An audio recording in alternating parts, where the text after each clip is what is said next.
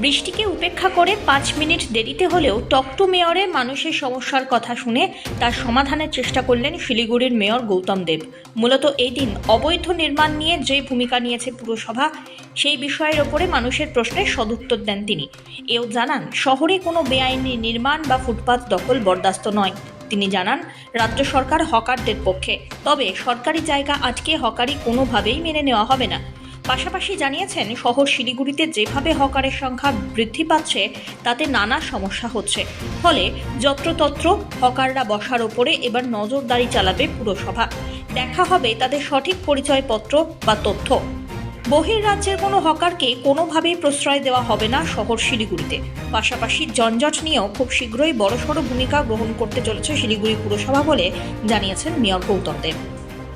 নিবেদিতা রোডে পুরো রাস্তা 20 কোটি টাকা দিয়ে বানানো হয়েছিল। আজকে থেকে বহুদিন আগে এজেডিএ থেকে 12-13 সালে বানিয়েছিলাম আমি দিদিমণির অনুমতি নিয়ে। সেই রাস্তার একদিকটা পুরো বন্ধ করে দেওয়া, এই যে বিষয়গুলো। তারপরে বড় বড় দোকানদাররা তারা নিজেদের দোকানে মাল রাখছে এবং ফুটপাতগুলোতে মাল রাখছে। এরা তো হকার নয়, এরা কেন ফুটপাতে মাল রাখবে?